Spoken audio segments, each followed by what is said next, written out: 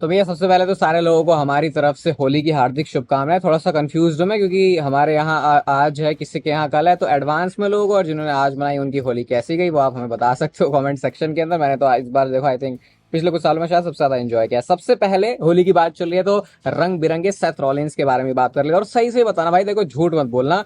क्या आपने इस चीज को नोटिस किया था? क्योंकि मैंने तो नहीं किया था और ना मैंने कभी इस तरीके से उसको सोचा भी। तो भाई किसी ने ट्विटर पे ट्वीट करके ये बात मेंशन करी, नोटिस उसने किया होगा तो बता रहा है वो कि सेथ रॉलिंस की जो हर बार एंट्रेंस होती है वो भी डब्ल्यूडब्ल्यू यूनिक करती है, यानी कि उनका जो टाइटनट्रॉन है वो हमेशा डब्ल्यूडब्ल्यू अलग करती है। किस हिसाब से? अगर अभी तक भी आपने ऑनेस्टी से लिख दिया तो बताना कि आपने नोटिस किया था या नहीं। लेकिन जैसे जैसे सेथ रॉलिंस के कपड़े होते हैं अपने सारे शोज के अंदर, वैसे वैसे करके ही उनके टाइटनट्रॉन के कलर भी बदलते हैं। पूरी वीडियो तो आई थिंक मैं प्ले नहीं कर सकता सही तरीके से, बट आप यहाँ पे देख सकते हो, आपको समझ में आ जाएगा कि जैसे जैसे सेथ रॉलिंस के कपड़े रहते हैं उसी हिसाब से वो थोड़ा सा टाइटनट्रॉन का भी जो कलर है उसको चेंज करते हैं। ऐसा कोई बहुत बड़ा एफर्ट नहीं है, देखो बीइंग ग्राफिक डिजाइनर और थोड़ा थोड़ा वीडियो एडिटिंग और वीएफएक्स के बारे में जो पता है उस हिसाब से। लेकिन फिर भी वो जो एफर्ट है कि छोटा छोटा करके कैसे बंदे की एंट्रेंस को स्पेशल हम अलग दिखा सकते हैं हर बार, वो एफर्ट डब्ल्यूडब्ल्यू मारती है। और इससे देखो एक बड़ी रेसलिंग कंपनी के, किसी भी बड़ी रेसलिंग कंपनी, किसी भी बड़ी कंपनी के बारे में पता चलता है, जो कि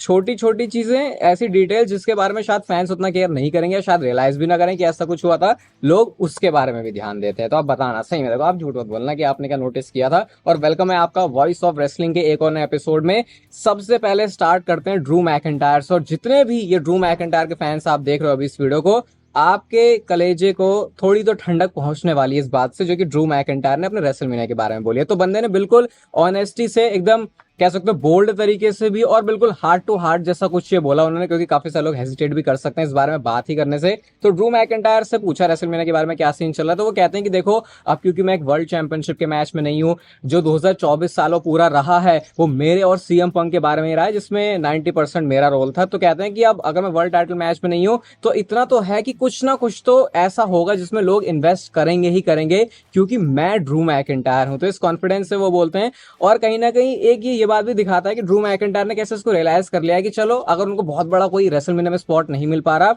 तो अपना जो बड़ा स्पॉट है उसको क्यों ना खुद ही बना लिया जाए, उसको खुद ही क्यों ना क्रिएट कर लिया जाए, ताकि मेरे बारे में भी रेसलमेनिया के अंदर बात हो। तो ये होता है भाई एक डब्ल्यूडब्ल्यू का ट्रू बंदा, जो कि कह रहा है कि चलो इतने टाइम मेरे ऊपर स्पॉटलाइट रही, रेसलमेनिया आ गई, यहाँ पे सारे लोग स्पॉटलाइट चाहते हैं, हो अगर नहीं है तो क्या हो गया, अपना रास्ता हम खुद बना सकते हैं। बट फिर मैं सोच रहा हूँ कि चलो ठीक है, ड्रू मैकिंटायर के लिए भी अच्छा लग रहा है कि उन्होंने एटलीस्ट समझ लिया इस बात को, वरना काफी सारे लोग क्राई बेबीज की तरह बातें करने लगते हैं। लेकिन फिर सवाल ये आता है कि क्या अगर डेविन प्रीस्ट के साथ उनका मैच है तो फिर इसको वो और कैसे बड़ा बना सकते हैं। और बहुत टाइम भी हो गया था देखो कि ड्रू मैकिंटायर ने ऐसे कुछ ट्विटर के ऊपर हल्ला हंगामा नहीं किया था। क्या एपिक चीज करी है भाई, day by day, night by night, या फिर इवनिंग बाय इवनिंग जो काम ड्रू मैकिंटायर का रहता है। नेओमी क्योंकि अब बन चुकी है बेकार बंदी, क्योंकि उन्होंने जो है अपने जो ट्रू कलर से वो दिखा लिया, उनका हील टर्न हो चुका है। तो एक फोटो नेओमी ने पोस्ट करी अपने ट्विटर पे और वो एक तरीके से बता रही है कि कैसे ड्रू मैकिंटायर मैं दोनों सेम सोच के हैं। और उस चीज का रिप्लाई किया कोट करते हुए ड्रू मैकिंटायर ने। यहाँ पे उन्होंने फिर से उसी फैमिली वाली चीज को ड्रैग कर दिया। यहाँ पे कहते हैं it's just a shame you married into that family, यानी कि वो बात कर रहे हैं ब्लड लाइन की। ये थोड़ा सा अजीब है वैसे कि ड्रू मैकिंटायर वैसे तो पूरी ब्लड लाइन से नफरत करते हैं, लेकिन जब बात आ जाती है रॉक की तो अचानक से उसकी जो भाईचारा है वो निकल आता है, क्योंकि वहां पे उसको अपना फायदा दिखता है। तो इस तरीके से वो ये बता रहे हैं कि कैसे नेओमी है तो सही बंदी दिमाग की, लेकिन एक बहुत ही गलत फैमिली के अंदर ही पैदा हो गई है। तो ये फ्रीडम मिली है ना ट्विटर पे आजकल इन लोगों को, क्या बेस्ट इन्होंने इसका यूज किया है। और आई थिंक मुझसे अगर आप कोई पूछोगे कि क्या मैं नेओमी क्या कर रही है वो देखने में इंटरेस्टेड होता, लेकिन अगर गलती से भी ऐसी कोई स्टोरी लाइन निकाल दे, छोटी मोटी भी, 1-2 हफ्ते की भी, कि नेओमी का ड्रू मैकिंटायर के साथ कोई लिंक दिखा दें, मैं तो भाई उस स्टोरी को पूरा देखने वाला हूँ। और ये कैसे हो सकता है, क्योंकि बहुत पुरानी चीज, मतलब इसी को तो स्टोरी टेलिंग कहते हैं। सोचो एक सिर्फ इंसिडेंट की वजह से, एक मुद्दे की वजह से जब हमको पता चलता है अच्छा ये इस रीजन की वजह से हो रहा है, तब हमको मजा आता है स्टोरी लाइन को देखने में। और फिर इसे ही नाम दिया जाता है W W storytelling at its greatest. अच्छा, जे उसो ने भी कुछ कमेंट किया अपने रेसलमेनिया के बारे में। तो अभी आपको पता है ये बातें चल रही है कि भाई जो जे उसो है उसको रेसलमेनिया का मेन इवेंट मिलेगा या नहीं, क्या सीन होने वाला है। तो उन्होंने सिंपल बोल दिया, भाई मुझे फर्क नहीं पड़ता कि मैं रेसलमेनिया की नाइट 1 में हूँ, नाइट 2 में हूँ, मैं ब्लास्ट में जा रहा हूँ, मैं शो को ओपन कर रहा हूँ, मुझे रेसलमेनिया के अंदर चमकना है, मुझे वर्ल्ड चैंपियनशिप जीतनी है, बस मुझे इसी बात से फर्क पड़ता है। अच्छा, सुनने में तो सही सा लग रहा है, लेकिन क्या है कहीं ऐसा तो नहीं है कि जे उसो को ऑलरेडी समझ में आ चुका है कि भाई ये रॉयल रंबल तो मैंने जीत ली, लेकिन जिस तरीके से मारा मारी चल रही है रेसलमेनिया को मेन इवेंट करने के लिए, शायद मुझे वो मौका मिलने नहीं वाला, तो फिर चलो अब यही बात बोल देते तो शायद ऐसा हो सकता है। अब देख लो किसी भी तरीके से आप देख सकते हो। और एक बात और बताता हूँ कि समय के साथ साथ आपको जो लाइट है वो भी कम दिखेगी, क्योंकि वीडियो रिकॉर्ड होने का ऐसा टाइम हो रहा है जब जो सूरज है वो ढल चुका है, और अब जो अंधेरा है वो कभी भी हो सकता है। ठीक है, मैंने आपको बता दिया। बाकी जेउसो से रिलेटेड एक और बात है, वो कहते हैं कि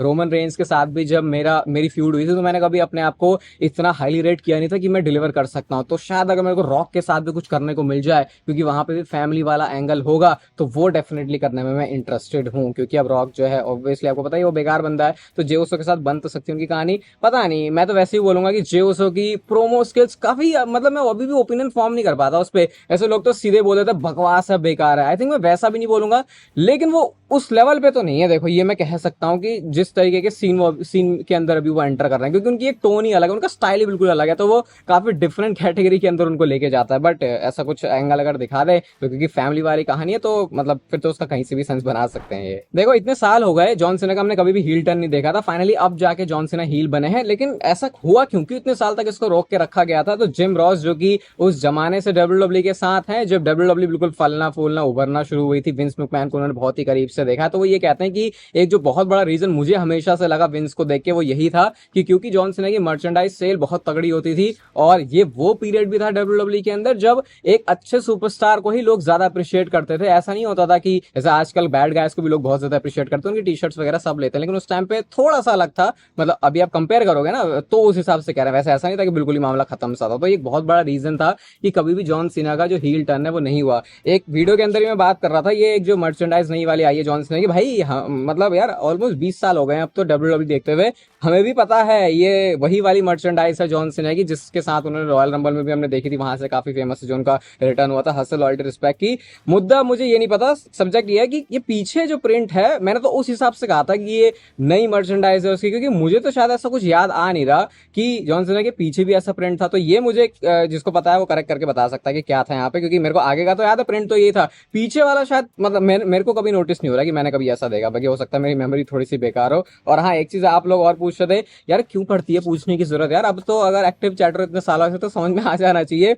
ये वाईटीसी का मतलब क्या। तो भैया ओटीसी का मतलब भी समझाते समझाते बहुत टाइम हो गया था, अब समझ में आ ही गया। वाईटीसी का भी बहुत ही सिंपल सा मतलब है भाई, योर ट्राइबल चीफ। और आई थिंक ये तो मैं अपनी किसी वीडियो के अंदर बता भी चुका हूँ, क्योंकि ये योर ट्राइबल चीफ अभी तो वाईटीसी लिखा है, योर ट्राइबल चीफ ऐसे करके पूरे लेटर्स करके भी एक मर्चेंडाइज पहले से ही निकाल भी चुके हैं। वो उन्होंने इतनी ज्यादा प्रमोट नहीं करी थी या फिर बेचने के लिए वो थी नहीं। तो सिंपल है इसका मतलब योर ट्राइबल चीफ, यानी कि अब वो ओरिजिनल ट्राइबल चीफ से थोड़ा सा दूसरा वेरिएंट निकालना था कि ये भी थोड़ी सी बिक जाए, तो वाईटीसी उन्होंने कर दिया। बाकी ज्यादा मत दिमाग लगाओ इसके ऊपर, वो बंदे के पास सूला फाला आ गई है, अब उसके पास वो ही टाइटल रहेगा, मतलब ट्राइबल चीफ अपने आप को कहने का। अब मेन मुद्दा तो वो ट्रिपल थ्रेट मैच है, एक बार वैसे डब्ल्यूडब्ल्यू से कंफर्म कर दे पहले, लेकिन ऑब्वियसली वो तो कंफर्म ही होना है। एक प्रमोशनल पोस्टर मुझे दिखा तो सोचा आपके साथ भी इसको शेयर कर देता हूँ। ये आप देख सकते हो 31 मार्च को जो लंदन से मंडे नाइट रॉ होने वाली है, भाई यहाँ पे क्या स्टार स्टडेड ये बिल्कुल शो होने वाला है। आप John Cena, Cody Rhodes, Gunther, जे उसो, पेंटा, इन सबको देख सकते हो। और क्योंकि अभी ये पीक पे चलने वाली है रॉक, और ये सीना वाला जो सीन है वो भी, तो शायद पॉसिबली वो भी इस पर हो सकता है। और मैं आपको अभी से बता रहा हूँ 31 मार्च का जो रॉ का एपिसोड है, शायद इस रोड टू रेसलमेनिया के अंदर सबसे बड़ा शो भी ये बन जाए। क्यों? क्योंकि ये लंदन से होने वाला है, O2 अरीना से होने वाला है, जैसे मेडिसन स्क्वायर गार्डन को बोलते हैं ना, कि कैसे ये हिस्टोरिकली बहुत बड़ी प्लेस है डब्ल्यूडब्ल्यू के लिए, ऐसे मेमोरीज बनाने के लिए। इसलिए हमने देखा मेडिसन स्क्वायर गार्डन के रॉ में रोमन रेंज का रिटर्न भी हो गया, तो आप इस वाली रॉ से भी ऐसा कुछ एक्सपेक्ट कर सकते हो। बाकी देखो रोड टू रेसलमेनिया के सारे शोज वैसे बढ़िया तो होने वाले, लेकिन इससे मेरी थोड़ी सी ज्यादा उम्मीद है। अभी सुपरस्टार्स थोड़े से कम फीचर है, लेकिन आई थिंक इससे थोड़ा ज्यादा माल मसाला और होगा इस वाले शो में। कल के स्मैकडाउन के बारे में भी आपको मैं बता देता हूँ। तो कल की स्मैकडाउन बस अब से कुछ ही घंटे दूर है, मतलब कि आप मान सकते हो कि 6 घंटे के आसपास ही स्मैकडाउन दूर है, क्योंकि ये होने वाली है बार्सिलोना से। तो फिर इंडियन टाइमिंग के हिसाब से अगर आप इसको देखोगे तो ये 12:30 बजे शुरू होगी। लेकिन अगर आप टीवी पे देखने जाओगे तो आई थिंक वो नहीं होने वाला, क्योंकि वो तो अपनी रेगुलर टाइमिंग के ऊपर इसको दिखाएंगे। लेकिन जैसे मैंने आपको बताया नेटफ्लिक्स के ऊपर तो आ चुकी है डब्ल्यूडब्ल्यू की प्रोग्रामिंग। अगर आप वीपीएन का यूज करते हो, अप्रैल से करोगे, तो फिर तो बिना वीपीएन के भी आप चला सकते हो, क्योंकि ऑफिशियली फिर वो आ जाएगी। बट हाँ, अगर आपको थोड़ा सा जल्दी मजा लेना है तो आप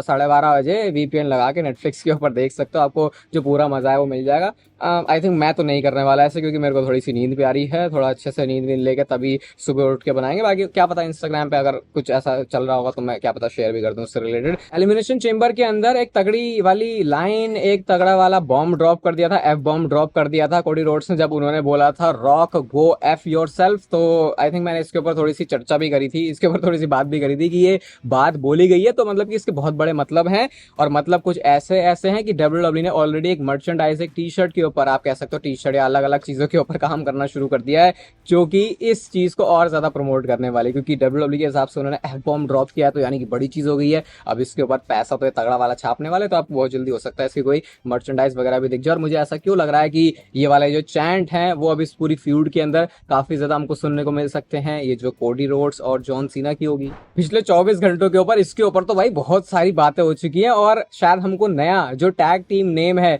या फिर इस टीम का जो नेम है, आपको जो भी इसको बोलना वो मिल चुका है, रॉक एंड जॉन सीना का। तो रेसल वोट्स, जो कि आप कह सकते हो कि बहुत ज्यादा रिलायबल सोर्सेज में से एक है, जो WWE के बारे में इनसाइड अंदर की बात हमको खोद के निकाल के बताता है, तो उन्होंने ये बोला कि जिस नेम के ऊपर WWE काम कर रही है रॉक एंड जॉन सीना के इस अलायंस के लिए, इस डुओ के लिए, उसका नाम है रॉक एंड सोल कनेक्शन। अब ये नाम सुनते ही अगर आप थोड़े पुराने WWE से वाकिफ हो तो आपको पता है मैनकाइंड यानी कि मिक फोली और रॉक, इनकी एक टीम थी जिसको रॉक एंड सॉक कनेक्शन कहा जाता था, तो फिर ये उससे थोड़ा सिमिलर लग रहा है। और यहाँ पे सोल की बात हो रही है, तो यानी कि ये उसी सोल की बात हो रही है जो कि कोडी रोड्स अपनी पॉसिबली बेच सकते थे रॉक को। लेकिन इसके बारे में थोड़ी और जब डिटेल में जाके गए तो ऐसा पता लगा कि हो सकता है WWE इसको दूसरे तरीके से देख रही हो, कि वो सोल का मतलब यहाँ पे जॉन सीना की सोल बेचना नहीं है रॉक को, वो सोल का मतलब है जो रॉक के पिताजी रॉकी जॉनसन, जिनको सोलमैन के नाम से भी बोला जाता था, उससे WWE लिंक करे। तो क्या पता अपने पिताजी को भी इस पूरी स्टोरी लाइन के अंदर यूज कर सकते हैं, क्योंकि कोडी रोड्स भी अपने पिताजी को इस वाली स्टोरी लाइन के अंदर बहुत ज्यादा यूज करते हैं। तो इतनी सारी खिचड़ी पकाने के बाद शायद आप सोचोगे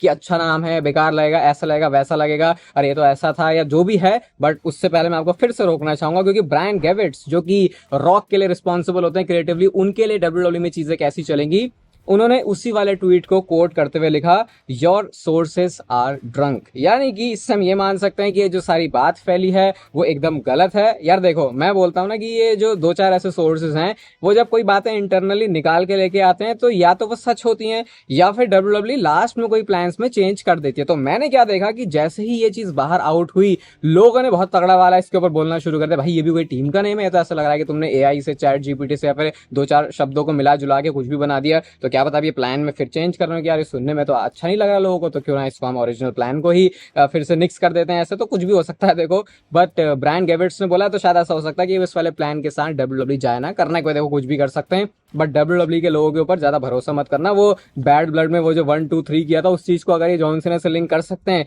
तो देखो भैया ये कुछ भी कर सकते हैं, क्योंकि इतना टाइम पहले ऐसा सोच के बैठे थे और वो चीज कोई बाहर भी नहीं आई ना, हमने उससे रिलेटेड कोई स्टोरी लाइन में आगे प्रोग्रेशन देखी, अचानक से जाके वो हील टर्न हो गया तो उन्होंने वो डॉट्स को कनेक्ट कर दिया। ये चीज मेरे लिए तो देखो हमेशा ही सस्पिशियस रहेगी। बाकी ऐसे ही बातें चलती रहती तो मजा भी आता रहता, क्योंकि इधर से कुछ बात उधर से कुछ बात, लेकिन ओरिजिनली फिर प्रोडक्ट के ऊपर कुछ और ही होता है, तो थोड़ा सा हम भी कंफ्यूज रहते हैं और वो जो मसाला तड़का है वो भी हमेशा ही बने रहता है।